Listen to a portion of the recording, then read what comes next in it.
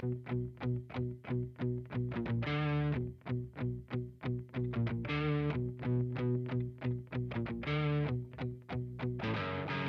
you see and hear me? I can hear you, but I don't see you. Well, I see you perfectly. Hey, how you doing, man? It's always good to see you. I am doing good, brother. Life is good. I can't see nothing on my computer. It's slow, man. Like our internet's slow. Hey, no worries. And as long as you can hear me, I can see you. And if we get the audio either way, because a lot of my distribution of the podcast is audio. I mean, the video does good, but the audio is actually the wider audience.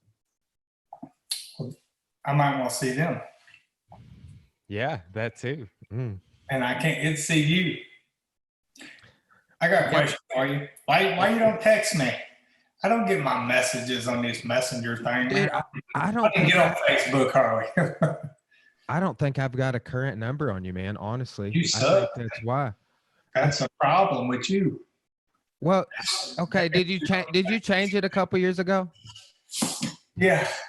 I think that's when I lost it, and I had it, but it wasn't saved, and we had text back and forth, and then at one point I lost a chunk of my numbers, and I think that was when I got a new phone. Yeah, go ahead. Thank you.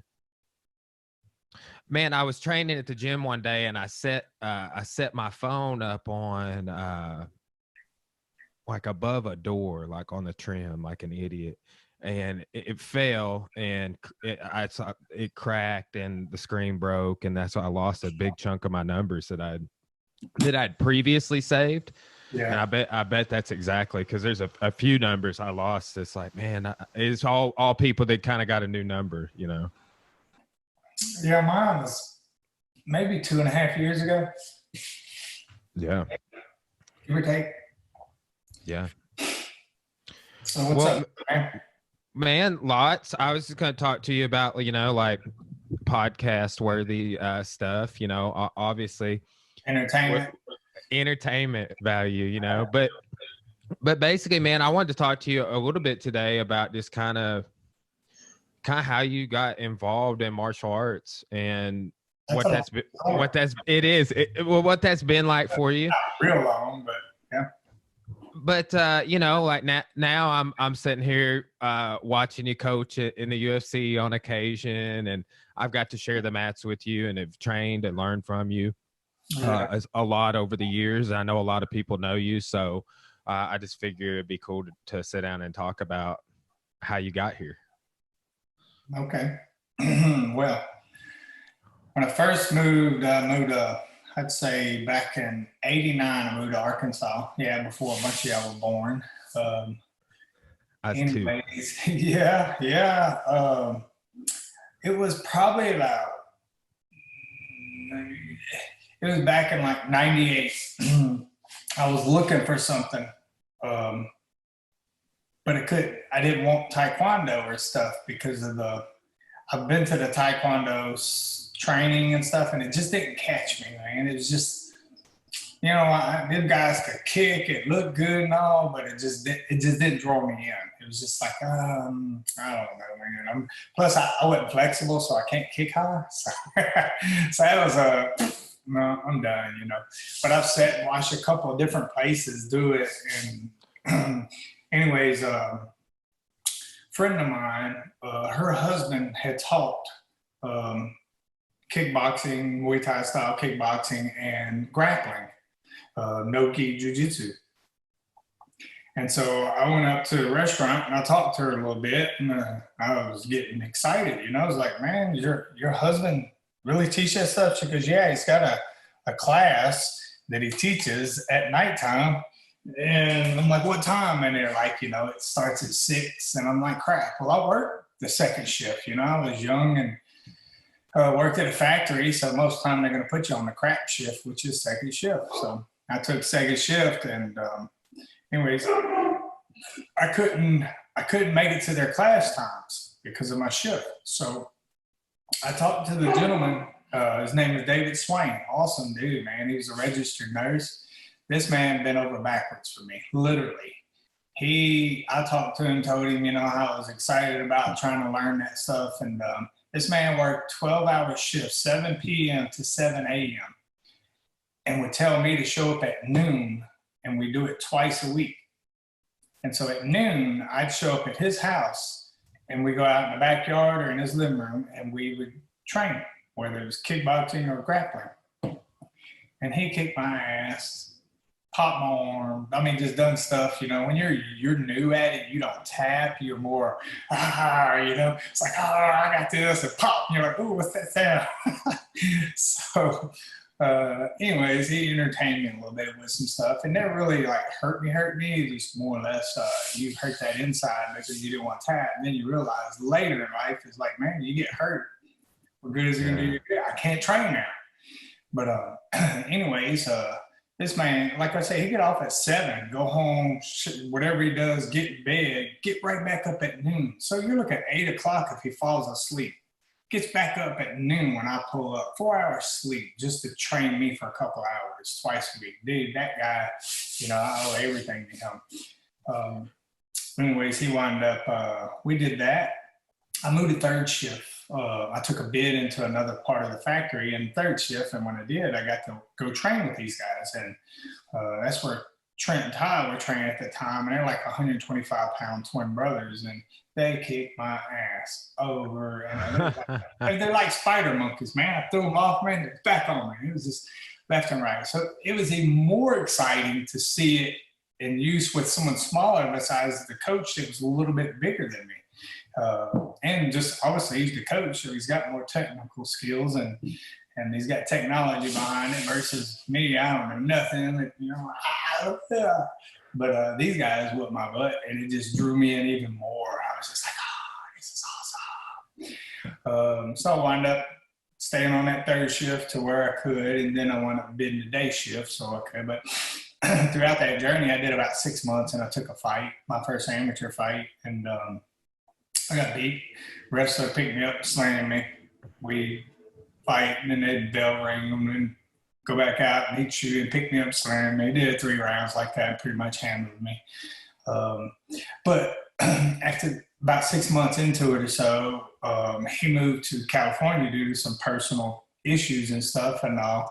And before he moved, he shut the gym down and stuff. He had some issues going on with that. So before he moved, he would either come to my house or I could go to his place, and he'd still do little privates with me and didn't even charge me, because he knew my passion into it, man. It was weird. It was just like we clicked.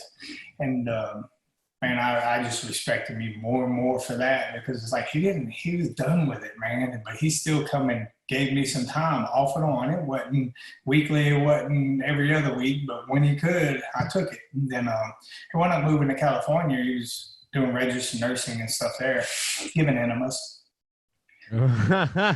Anyways, yeah. Who back there, huh?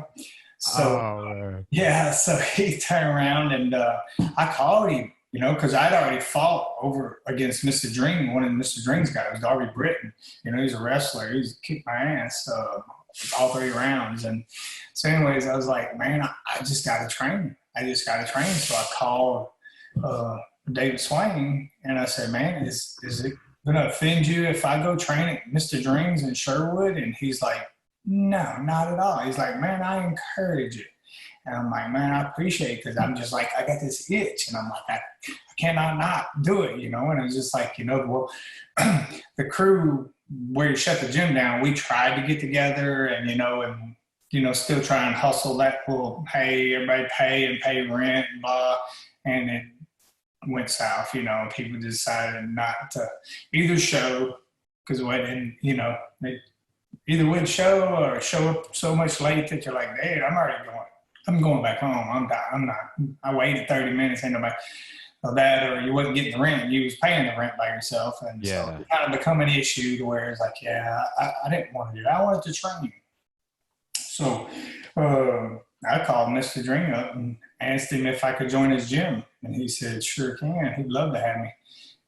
I've joined there and been with Mr. Dream ever since '99, and dude, it's just been my journey. And then when schools kind of split up and done their things, I stayed neutral, man. I didn't don't involve me, please. I love everybody. God, man, don't get me pointing against this and pointing against that. I just wanted to train and be friends and family with everybody, and they kept me in that neutral spot, man, which was, which I spoke up. I didn't do nothing behind nobody's back. I spoke up, and that's what kind of got me into the, still being friends with everybody and doing my thing. And then later opened up my own gym after I got a black belt. And then that was my journey till roughly here.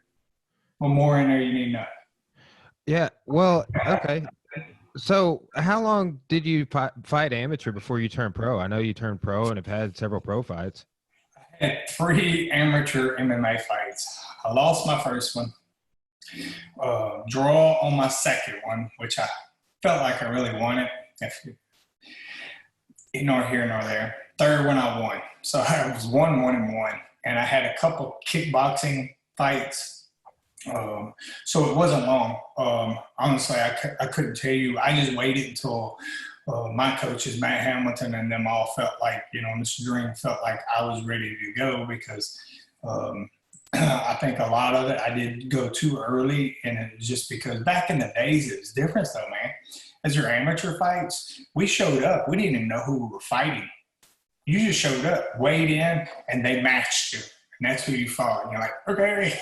So there was no prep training like all this is fancy nowadays. Old school was different, man. It was, we even paid to go fight on these shows and stuff, so that the promoter could still make money and whatnot, just to buy everybody a little medallion or a trophy or something. But that's how into it we was. We was willing to pay $50. Literally, you pay $50 to get your ass whooped.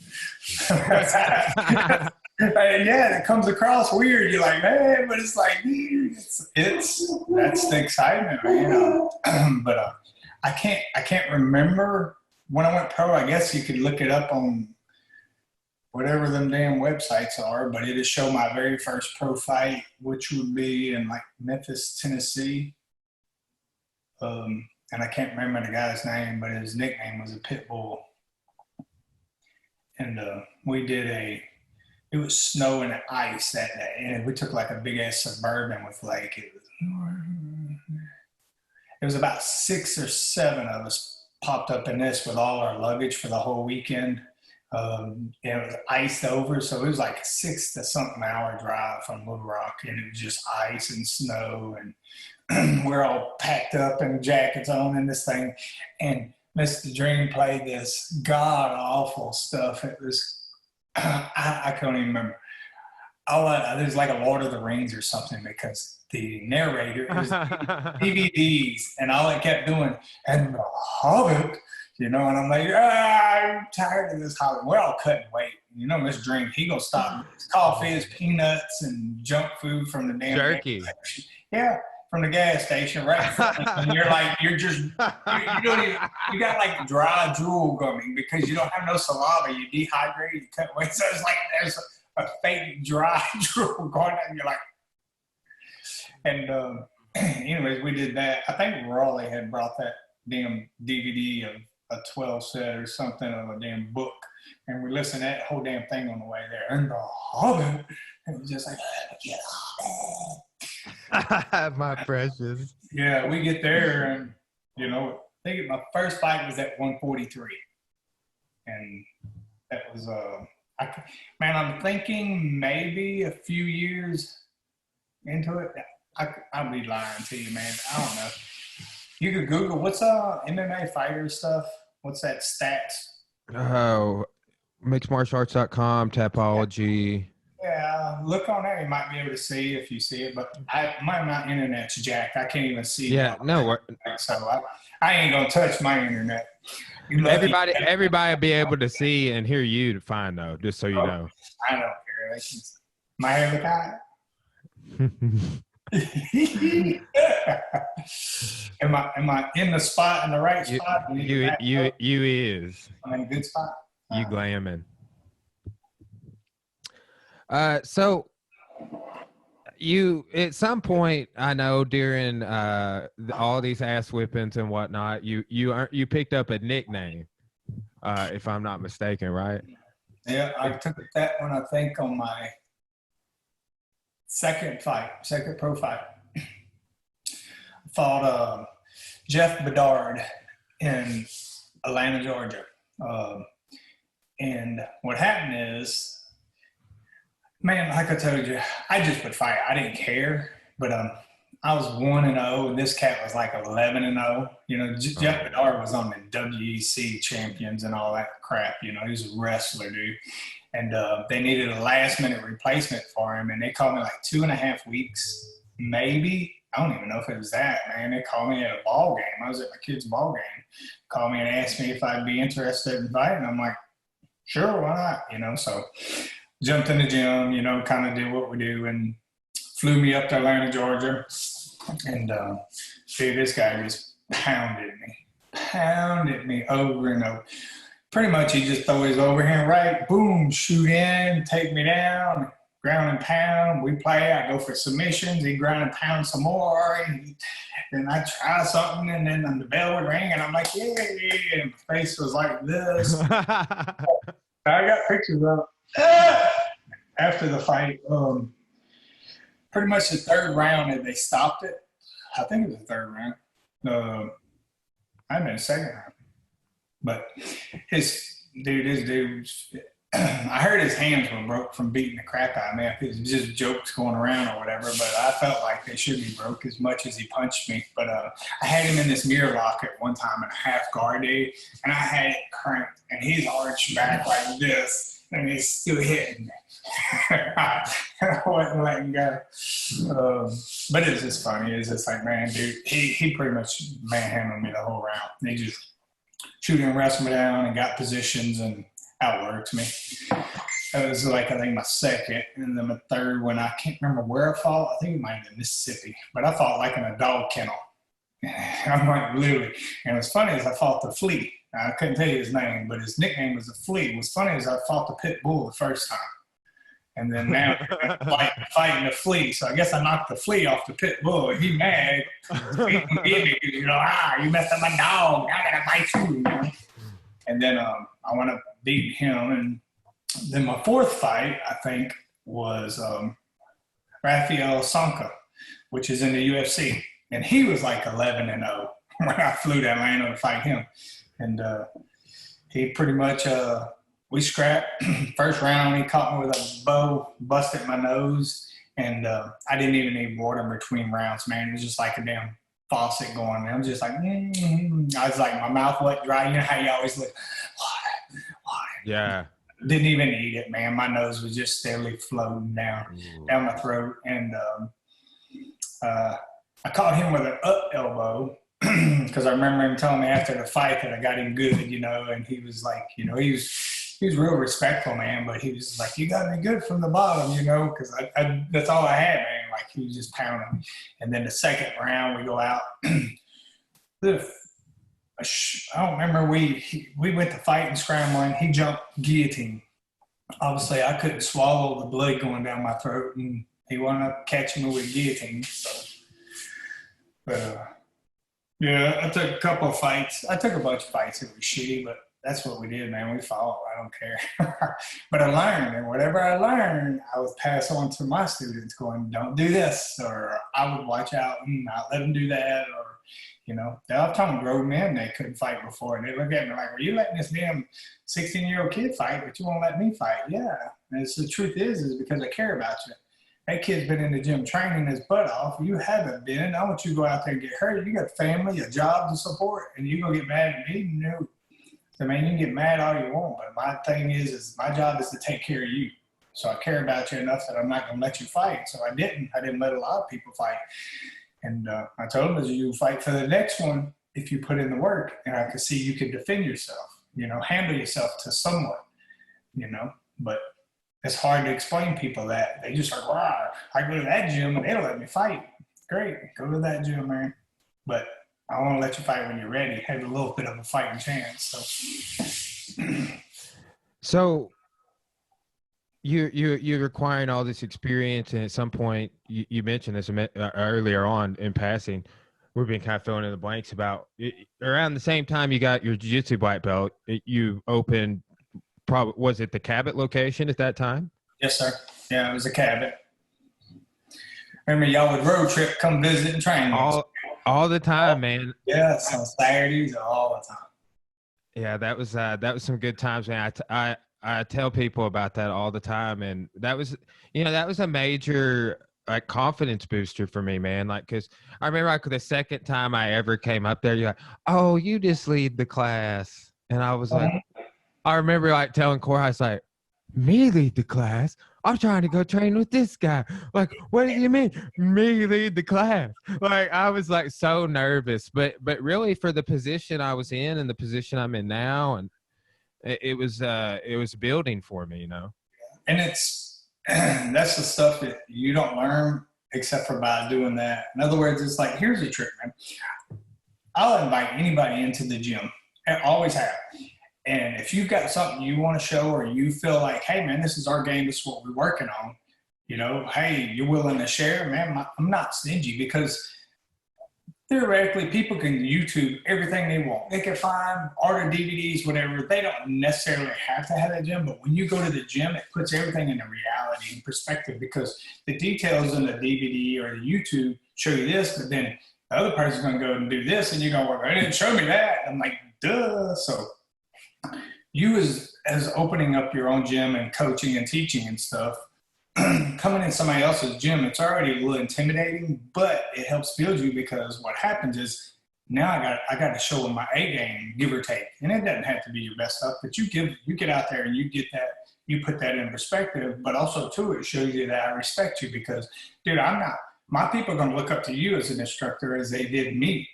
One of these things is I don't look at it as like, I don't want you ever to feel you coming in, stepping on my toes, trying to teach. Because if you're grappling with someone and you do something, what do you think they're going to do? Oh, man, what'd you do? How'd you do that? Show me that. And guess what? Now you're over there showing somebody else's students a technique.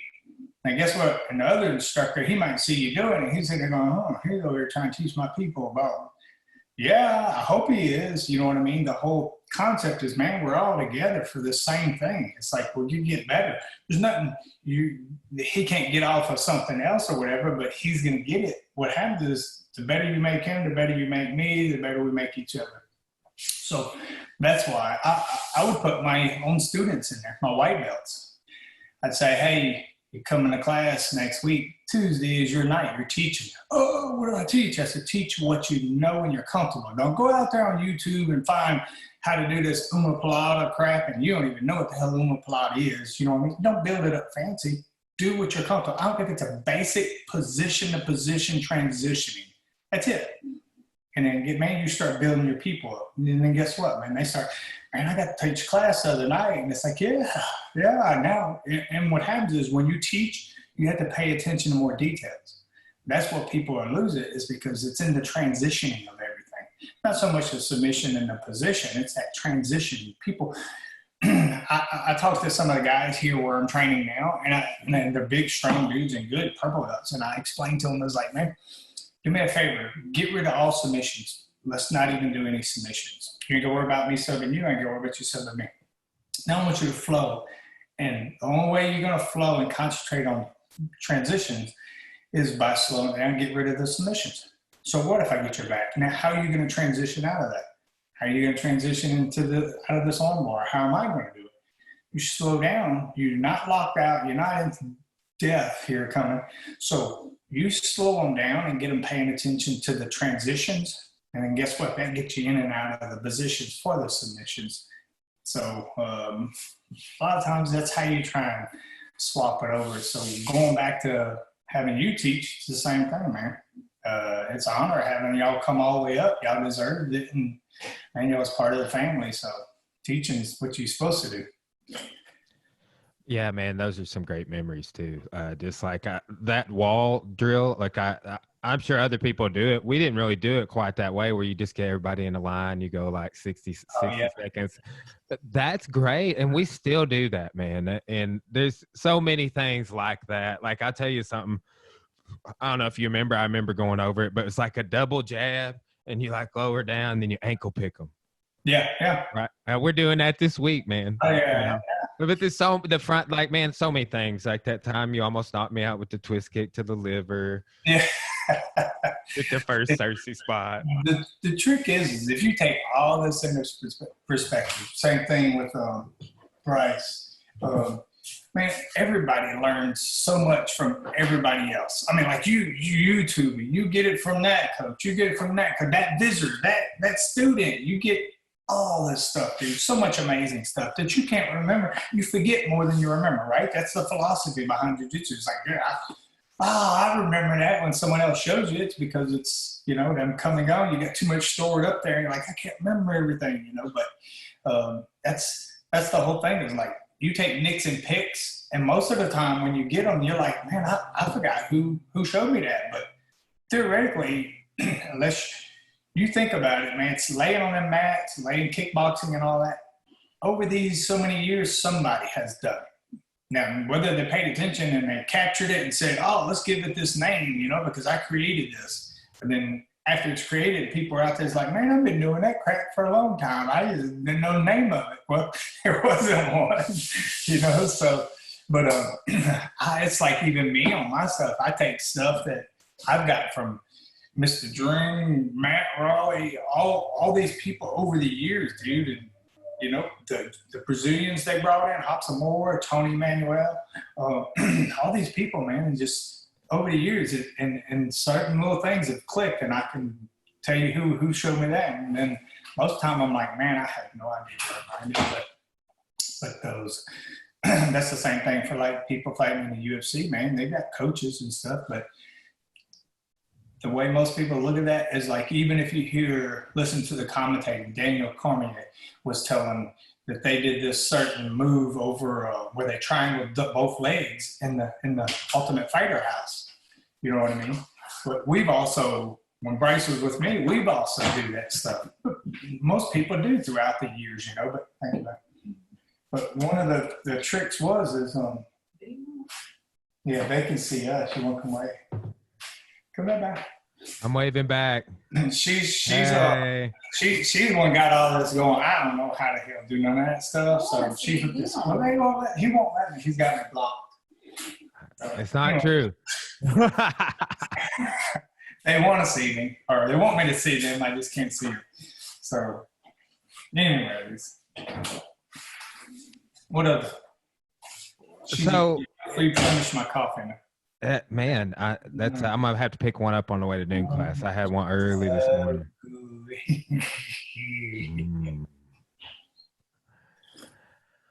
Well, so man, you've produced like the whole time I've known you, and that's what's kind of nice is to get some of the backstory of like, so, you know, just like I know I've talked to you about your upbringing or however you want to term it over the years, just like in passing, but to kind of, you know, kind of piece it together. But you produce a lot of really great fighters the whole time I've known you, not just Bryce, but like Wade. And man, your gym is just kind of always has had that culture. That's one thing that I always enjoyed about training with you guys.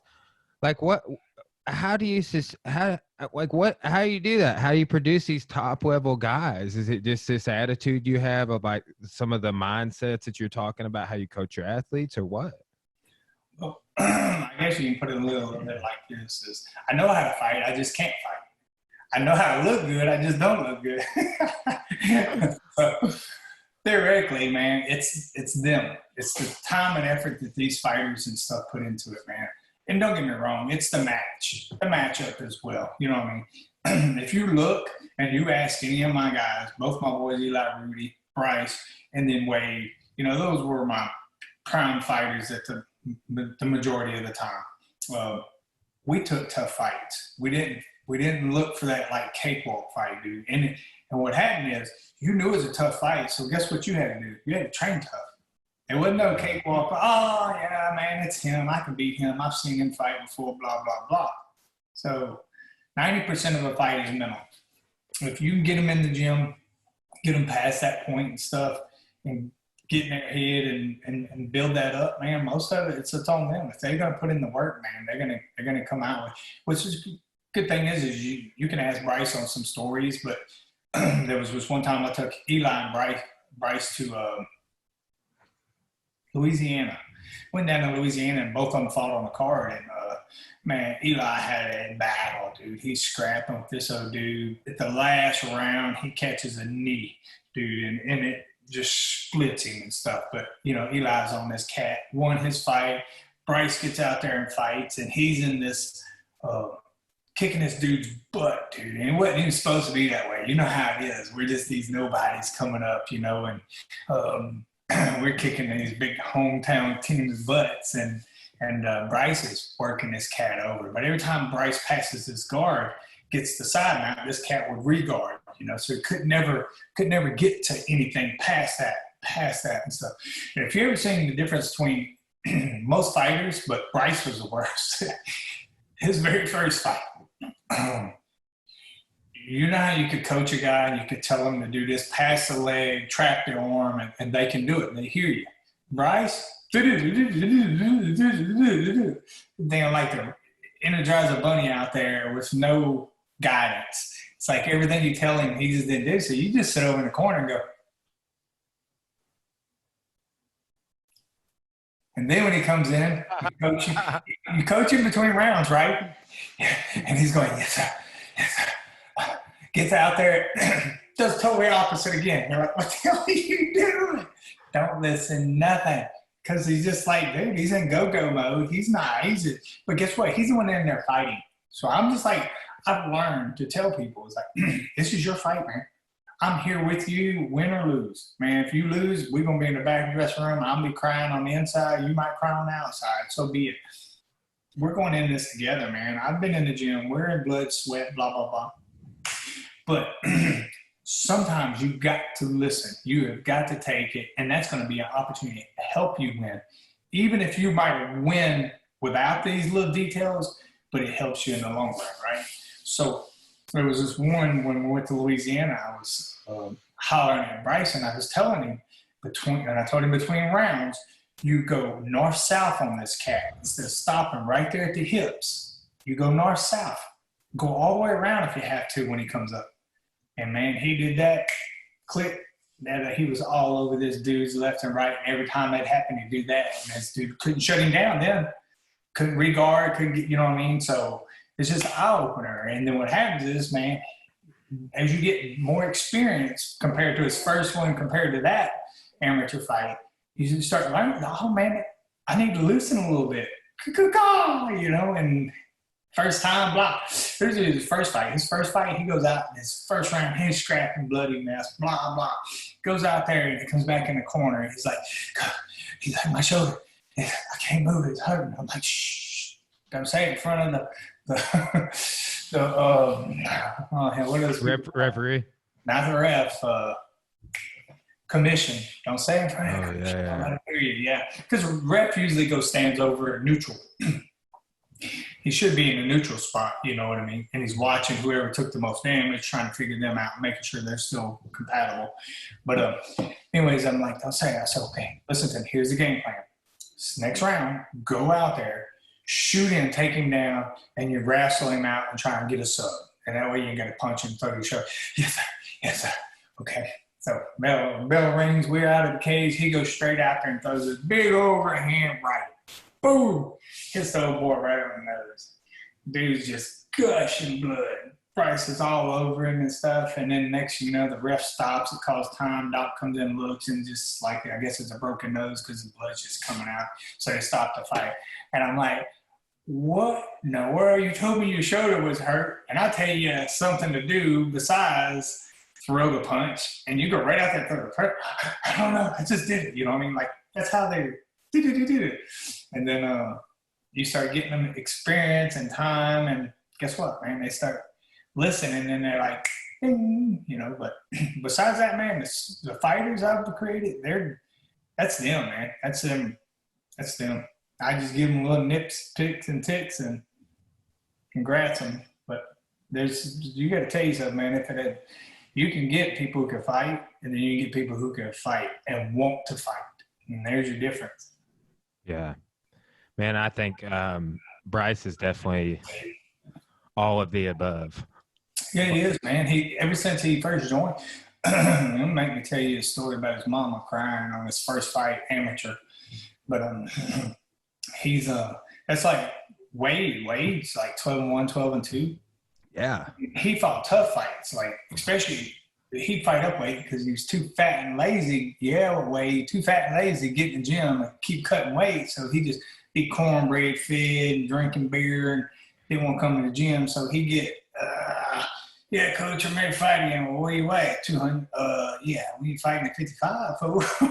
So I started skimming him back down, picking my 170 fight, and then here you are, dude. You're a small 170, you know? You just, so he would be going, I believe he would be in the UFC with Bryce if he'd stayed at 155 and put his time and effort. But that's the trick. Man, it's not on me. It's what do you want to do? You've got a window. You tell yourself you have a window for fighting. And the window is shorter than you think. So there's 24, you know, fighting. And I said, man, if you say 35, so maybe 25 to 35, you get UFC. You get a 10-year window. You're not going to fight for a couple times, 2-3 times a year, if that.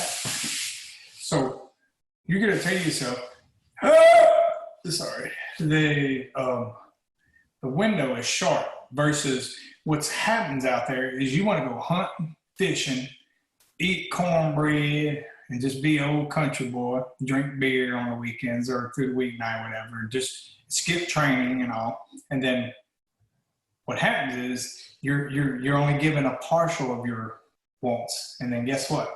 When it comes time, man, you're only halfway fighting these cats when you should be full fighting them. Fighting to win instead of fighting and just make a little bit of money and just to get in there because you enjoy doing it. So you have to tell yourself that window, it's there. And that's if the UFC decides to keep you. You lose one fight, and they said, we don't need you. Man, they got thousands of fighters, dudes. That's the same thing. So the mentality we tell Bryce is, dude, you got one fight. Go in there to win this one fight, you know? You don't never know. The UFC's got so many people. It's like, man, the list. It's like, how do you pull from them people, right? I mean, there's so many. How do you keep all those people on that list fighting? Well, you got to put on more UFCs, you know what I mean? That's the only way you're going to be able to do it. And it's like, so I tell Wade here's the trick. You got the rest of your life to go out there and eat cornbread, hunt and fish and drink beer and party and do whatever. You need to dedicate this early part of these years into that. Now, here's the trick. I don't care what you do. I'm behind you, man. If you just want to eat cornbread and hunt, fish stuff, I'm your friend till the end. You don't have to fight. But if you really, really want it, you're going to have to pick and choose, man. It's hard because, man, it's like living life, going out and not having to be at a certain time, certain place, you know, and going in and get wore out, blah, and stuff. I mean, it's commitment. It's commitment huge, you know, so that's the trick. Wade would have committed, man, he'd been in the UFC too. I guarantee you he would have been. He's that good. Man, one time I tell people this story. Anytime I go over arm ride, anything arm ride related, like one time I was training with you guys. This is at the first Cersei gym. I get like Max Bishop's old spot or something. Yeah. Okay. Yeah. Right. Yeah. But he had me in like he basically had my arm pinched between his knees and then like a telephone sort of trap on the whipping my ass, dude. And I got out because actually you'd show me a way to get out of that. And after he got done whipping my ass, he goes, people don't normally get out of that. Mm-hmm. And I was just like, dude, you whipped my ass so hard, bro. Like it was like I just did one thing. But it was it's funny, but yeah, Wade was something else. He put you in the pretzel hold, huh? He said, man, that pretzel hold, first thing I did is I thought about biting the nearest thing to me. I bit it in my own damn nut, boy, but I come up out of that submission. Oh, man. So, you know, how many UFC fights have you cornered now? I mean, you guess you've been in the corner for all of Bryce's? Yes, sir. This is the fourth one. The first one where you got something shoved way on up your nose. right? This is the first one for that. That was crazy, man. Yeah. I wonder if that'll be protocol, like moving forward on it, on all big events like until that. this COVID scare goes away, man. But what's funny is Arkansas represented. We didn't wear our masks or nothing. We was getting. They got onto us a bunch, man. The UFC. Then people got onto us. We was just like, we didn't care. We was like, man, we're clean. We ain't worried about you nasty. Just blah. You know what I mean? Like, we're just the type of people who's like, man, it is what it is. If you're going to get it, you're going to get it. Whatever the flu cooties, who gives a crap? But this right here just sucked and sucked. Man, I think I even started to get a fever blister from freaking breathing my own hot air in all the time and talking, because you're like just talking and strapped in the mask. And it's just annoying, dude. And it's like, man, we put them in our pockets, and then when they got onto us, we pull them out and put them on. But everybody walked by had them on, and there was other people doing the same thing as us. They didn't care. It was just like, man, screw all that crap, you know.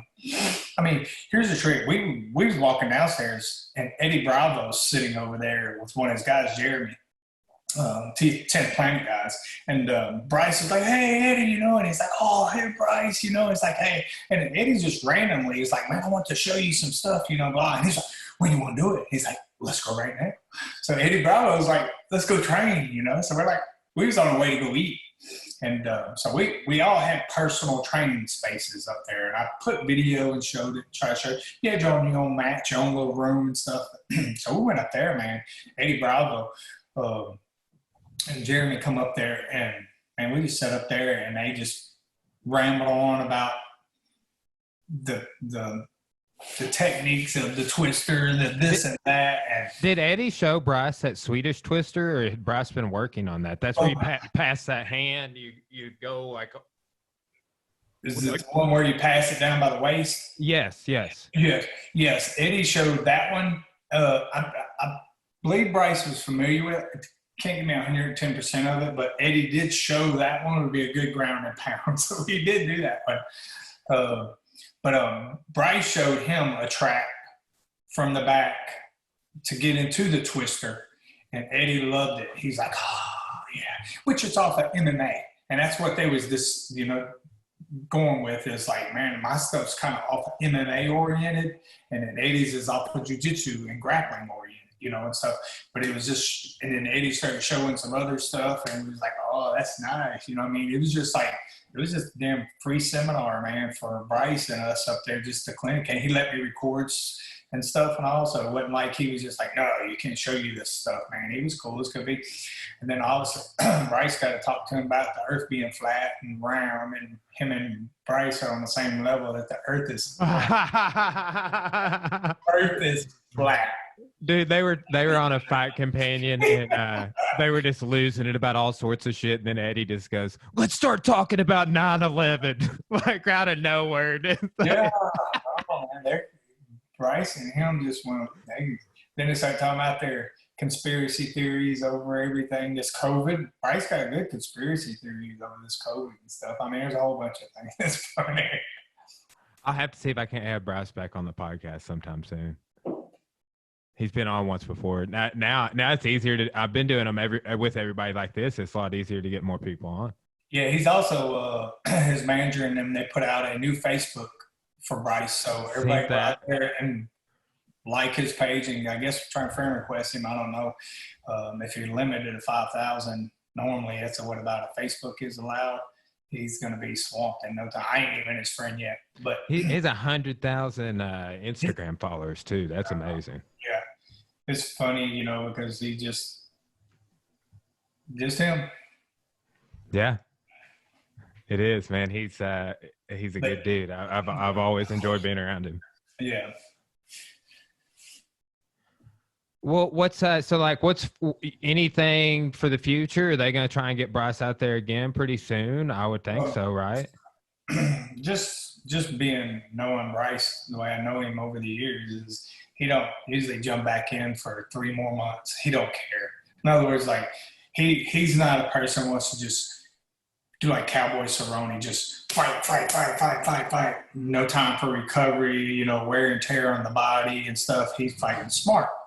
So I don't see nothing for another few months that he wouldn't be interested, unless they had something they offered or whatever. But as far as right now, you're looking at a few months before Bryce would even be interested in taking a fight, because Bryce got things he wants to do, man. That's just, and plus, like I said, he don't care for the wear and tear. He wants his body to recover a little bit and then regroup and obviously put on a little bit of more muscle size with his strength. So it'll help him. But, it takes time. You ain't going to get that, and if you was to take a fight right now, you wouldn't be able to put on the muscle size and strength you need for a fight in 2 months and be legit, you know what I mean? Because it's like, crap, man, because you're too busy concentrating on everything else that 2 months is just, so he's he's pretty smart about taking it easy into it. Unless they offer him something you can't refuse, and so be it. But as far as that, he'll wait a little while. I wonder who they'll be. There's a lot of speculation around who his next opponent's going to be, if it'll be somebody from the top 10. I've heard a lot of people talking about him maybe fighting that Zabit Magomedshapirov dude. Yeah, that'd be crazy. We've heard about that Dan AJ. He just fought. He fought Barbosa. Yeah. We've heard like him at once. I don't know. Man, it's up for grabs. I mean, if you think about it, his last fight, if you look like his first fight in UFC, his second fight in UFC, his third fight in UFC, which was the Twister, and then now his fourth fight in the UFC, his progression has just been skyrocketed. You know what I mean? Like, obviously, we fight that Bobby Moffett dude, and they weighed in after the fights. They make us go back and weigh, and Bryce is like 55, and this cat's like 65 after the fight. Wow. Yeah, it was just like, it was a big 10-pound difference, whatever it was, 52 or 62, whatever the fight was. But it was just like, this dude has size and strength, and Bryce was still able to pull it off. You see what I'm saying? It's like, man, that's just part of it. Bryce, you go fight at 45, you either got to put on some size, and be their size and cut, so you have their size and strength with you, or not. The sales cat, when he did the Twister on him, man, that guy talked smack. Obviously Bryce don't talk smack. He's never been in our resume for talking smack, but that guy was talking smack, and then he misweighed, and Bryce just jumped on him as well. And then obviously Rosa talked smack about taking a limb home and hashtagging, stuff. And I think Sales might have been the one that said hashtag fuck thug nasty or something, but it was like, no, so it didn't go good. And then, he put on a clinic for this Rosa cat. And when he got done, like I said, the Rosa guy was very respectful about it all in the end. What can he do? But that's just like this too. If you look at the arm triangle to the Twister, it was just left and right submission. But it was a 30-24 fight. Yeah, it's 30-25, 30-25, and 30-24. So, wow. But he put on a clinic, man. It was just left and right, take him down at will, and which you think Rosa wanted to go down to as well, because he thought his jiu-jitsu was going to be better than Bryce's, because he comes from, American top team, dude. They're a legit crew. They have some badass people. And then here you are, this little country boy, skinny, don't have no muscle tone hardly, and just manhandle it. So they got the last round, they got to talking shit pretty good in there. I don't know, about 2 minutes left maybe or something. Really? Maybe a minute and a half. If you listen to the fight, you can, about a minute and a half or so left, you can hear where it's quiet. The commentators aren't talking, and then Raleigh's telling Bryce to stay on top. If you get a submission, take it, but I do remember that. Stay on top. And then you hear me right afterwards saying all that shit talking he did, and then the commentators, Joe Rogan, and them just bust out, start laughing, because we can hear each other. We don't realize it. We're not used to it. So, and Dana White's right over there. It's like everybody's right there. You don't even realize, man. It's like, we can hear everybody pretty damn good. So you can hear their cornermen hollering out stuff, and they're talking crap, trying to get, you got him right there. Come on, lock. And it's like, he ain't got nothing. You know what I mean? Like, and here's the trick. Bryce was like, hey, everything he can hear from me, he can hear from their corner too. So whatever they tell him, it's like, dude, I'm sick. I can hear y'all, so I ain't letting him do that or whatever, So it was kind of hilarious. But it's no different almost if you're really fighting. But what happens is, because there's no crowd, it's quieter, and you pay attention. You can hear what your coaches are saying. You can hear what commentators are saying over the damn commentating part of it, and then the other coaches. So it's like, hey, it's like, man, I'm in here fighting. So it becomes this, do I pay attention and listen to that stuff and keep fighting my fight, But was that at one point Rosa said something about standing up? That's what I remember. What happened is he was talking shit to Bryce, and Bryce was pretty much, Bryce told him, the guy was like, just let's stand, let me up and we'll bang, bro. And Bryce is like, fuck you. He told him right there, and Dana White sitting right there. He's like, I'll fuck you right here if I want to. And he's like on top of him, just like telling him this dude. It's just like, and that's roughly where I started saying, yeah, all that shit talking he did, I bet he does want to, but it was one of those things where, but that's the whole trick is like, man, you pissed off Bryce. First thing is, and then people underestimate him. He's like Rawling him. He's like a Damon Maya of jiu-jitsu, grappling, MMA, like he's just that cat coming back, to me, I tell him he's like a mix of Khabib and Damon come out and Damon Maya. So it's like, man, he just, and his stand-up people, they haven't seen his stand-up really. His stand-up's good. His stand-up is good. It's all good. He just chooses not to use it because he's like, I'm going to take you where you don't want to go, which is in the water, in the deep water. Just, cook them to the bone. So he's taking you to that. If he has a stand-up with someone, he's scrappy stand-up. He's got some skill. So don't count him out on his stand-up. He just, hey, they ain't getting to see it. They don't need it. They got to worry about this part first. And then we'll, if you got to go to stand-up, so be it. But it's where he's happy, so we'll keep him happy. But as far as like those submissions, I think he had Rosa in more trouble than Rosa told him afterwards. Like Rosa's like, yeah, man, and Bryce was like, you was faking some of that. I could hear you kind of like, and so you was doing that. Well, I think here's the trick. We call it a booty call or a phone call. You could choke people still doing this. It just buys you time. That's it. It doesn't like stop it. There's people that can choke you while you're still doing this, man. For sure. So I think a lot of it is Bryce didn't want to blow his arms out, squeezing and holding and stuff. But that's just almost to the part where sometimes, man, you gotta know you got it and give her hell and just, he'll pass out or something. If you don't have everything right, trapped up, then great. I understand. Use it, try and wait for it, be patient, maybe he'll move and create that opening for you, but as far as that, then transition, come back to it later or something. But I think throughout those attempts he had, I guarantee he had it. He just second-guessed himself because this cat's playing the game, is he making it, faking? Because like, how's he already, and I just got it, But that guy put his hand ready to tap a couple of times, and just the arm triangle once and a twister too, if I'm not mistaken. Yeah.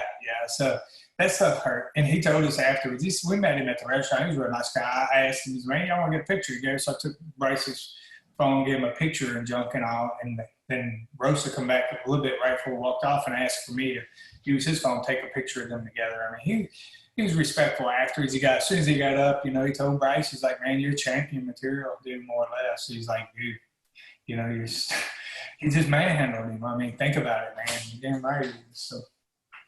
Yeah. Rita Dillon just called me. Shout out to some of our old Ball Knob fans calling out. Hell yeah. Well, hey man, let's go ahead and wrap it up, man. I've always wanted to do a podcast with you, and we'll have to save some more for another time. Okay, bro. For sure. And first, before we wrap it up, for my own self, or did you text me your number? I did, man.